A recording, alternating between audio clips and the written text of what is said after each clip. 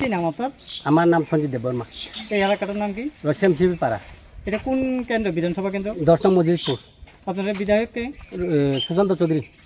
কি হয়েছে এলাকাতে উন্নয়ন গত 4.5 বছরে? কিচ্ছু না, বাড়ি ঘর রাস্তাঘাট না না কিচ্ছু হয়েছে না। আপনারা তো দেখছেন না, কিচ্ছু নাই, রাস্তাতে দেখছেন না।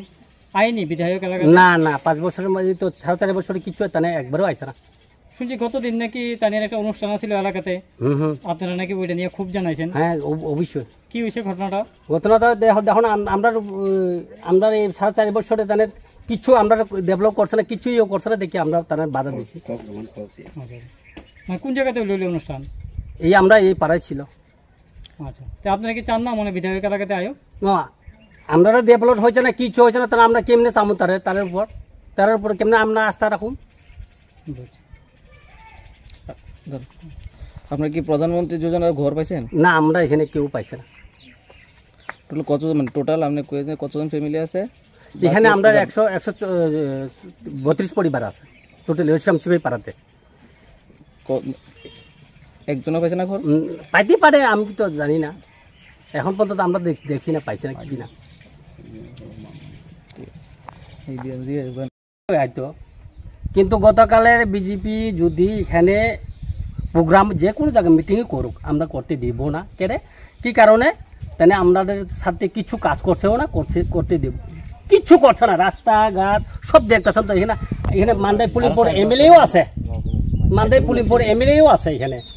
বিজেপি আইপিএফটি যুদ্ধে সরকারি তো এই আমার বাড়ির পাশে, এই তো সামনে বাড়িতে এমএলএও আছে। কি করছেন দেখুন তো, আপনারা দেখেন রাস্তাটা, আপনারা দেখেন সামনে রাস্তা আছে নবাদি বাস সামনে, একটু দেখছেন তো আপনারা, আইছেন তো, দেখছেন তো, কিচ্ছু করছে না তো।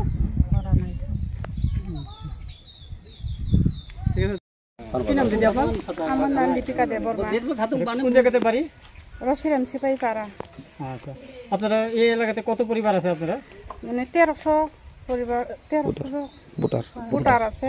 মানে ওই গ্রামের হলে তো, ওই পাড়ার হলে 100-150 পরিবার, আর অন্য 1300 ভোটার। আপনাদের বিধায়ক কে? বিধায়ক সুশান্ত চৌধুরী। আচ্ছা, তাহলে কিরকম কাজ করছে গত 5 বছর? তারা 5 বছর ধরে কিছু কাজ করছে না।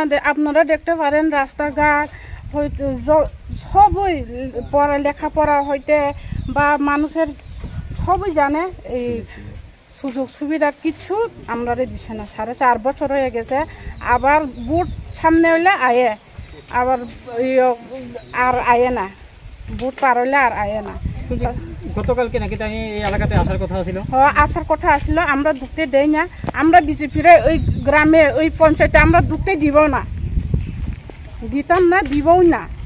আমরা সবাই গ্রামের মায়া হোক, ছেলে মায়া সব আমরা একটা হইয়া তারারে আমরা গ্রামে ঢুকতে দিতাম না।